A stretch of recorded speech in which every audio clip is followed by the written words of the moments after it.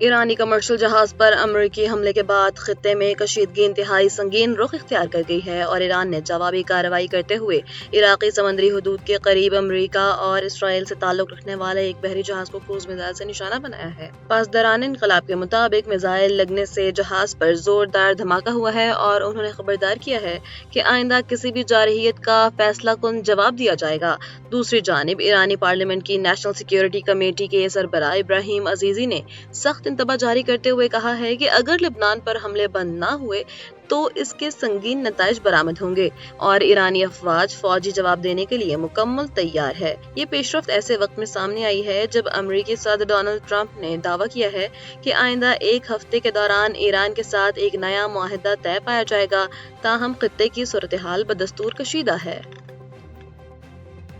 سندھ اور پنجاب کے مختلف اضلاع میں آنے والے ہولناک مٹی کے طوفان اور شدید آندھی نے بڑے پیمانے پر تباہی مچائی ہے، جس کے نتیجے میں گھوٹکی اور کشمور سمیت دیگر علاقوں میں دیواریں اور چھتیں گرنے کے باعث حادثات میں ایک بچی سمیت 4 افراد جاں بحق اور 60 سے زائد زخمی ہو گئے ہیں۔ راجن پور میں طوفانی ہواؤں کے باعث درخت، سائن بورڈز اور بجلی کے کھمبے اکھڑ گئے ہیں، جبکہ موٹر وے M5 پر ہائی ٹرانسمیشن تاریں گرنے سے ٹریفک معطل ہو گئی ہے، جسے بعد میں پولیس اور میپکو عملے نے ہٹایا ہے۔ دادو کے سیاحتی مقام پر گورکھ ہل اسٹیشن پر ہرٹز کی چھتیں اڑ گئیں اور سولر پینلز کو شدید نقصان پہنچا۔ ادھر مظفر گڑھ کے علاقے علی پور میں آندھی کے باعث خوفناک آتش زدگی کا واقعہ پیش آیا ہے، جہاں 20 سے زائد گھر جل کر خاکستر ہو گئے اور متعدد مویشی بھی آگ کی لہروں کی نظر ہو گئے۔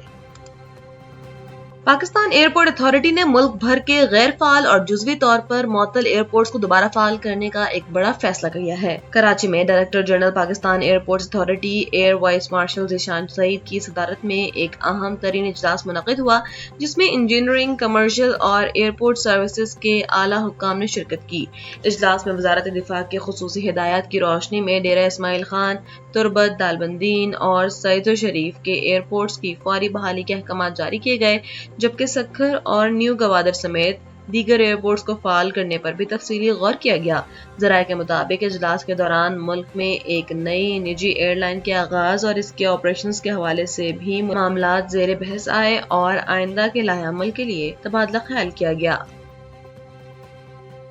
وزیر اعظم شہباز شریف نے دورہ چین کے دوران ہانگجو میں منعقدہ پاک چین بزنس ٹو بزنس کانفرنس کے فیصلوں پر عمل درآمد کی رفتار کو تیز کرنے کے لیے ماہانہ جائزہ اجلاسوں کی خود صدارت کرنے کا فیصلہ کیا ہے۔ اسلام آباد میں وزیر اعظم کی زیر صدارت ہونے والے اعلیٰ سطح کے اجلاس میں وفاقی وزراء احسن اقبال، رانا تنویر، احد چیمہ، شہزاد فاطمہ اور دیگر اعلیٰ حکام نے شرکت کی۔ اس موقع پر وزیر اعظم نے نجی شعبوں کے بڑھتے ہوئے روابط کو دونوں ممالک کے درمیان اقتصادی شراکت داری کا نیا دور قرار دیتے ہوئے ہدایت کی ہے کہ کانفرنس میں ہونے والے تمام معاہدوں اور مفاہمتی یادداشتوں کو جلد از جلد مشترکہ طور پر منصوبوں میں تبدیل کیا جائے۔ اجلاس کو بریفنگ میں بتایا گیا ہے کہ 24 مئی کو ہونے والی اس تاریخی کانفرنس میں 123 پاکستانی اور 436 چینی کمپنیوں نے شرکت کی، جہاں زراعت، IT اور تعلیم سمیت مختلف شعبوں میں $7.5 ارب سے زائد مالیت کے 207 MOUs پر دستخط کیے گئے۔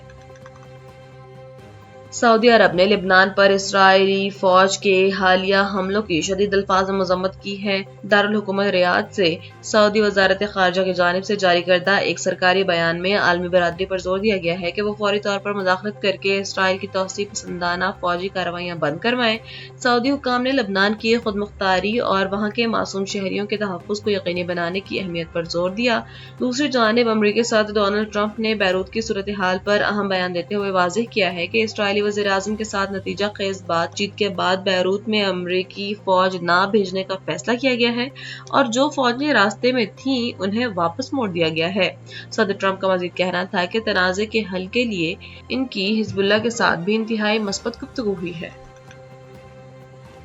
کراچی کے پوش علاقے ڈیفنس میں پولیس اور اسٹریٹ کرمنلز کے درمیان شدید فائرنگ کا تبادلہ ہوا ہے، جس کے نتیجے میں 2 ڈاکو زخمی حالت میں گرفتار کر لیے گئے ہیں۔ SSP ساؤتھ کے مطابق یہ گرفتار ملزمان DPO رحیم یار خان عرفان سمو کے بھائی کے گھر میں ہونے والی ہائی پروفائل ڈکیتی کی واردات میں ملوث ہیں۔ خفیہ اطلاع پر مارے گئے چھاپے کے دوران ملزمان نے پولیس کو دیکھتے ہی اندھادھند فائرنگ شروع کر دی تھی، تاہم جوابی کارروائی میں دونوں کو دبوچ لیا گیا۔ पुलिस ने मुलजिमान के कब्जे से मसरूका असलहा, मोबाइल फोन्स और लैपटॉप बरामद कर लिया है। वाज़ेह रहे कि गुज़श्ता रात डाकुओं ने असलहे के जोर पर फ्लैट पर फायरिंग करके दाखिल हुए और इरफान सम्मू के भाई और भतीजे समेत पूरे खानदान को यरगमाल बनाकर लूट मार की थी, जिसका मुकदमा दर्ज होने के बाद पुलिस ने 24 घंटे के अंदर ये बड़ी कामयाबी हासिल की है।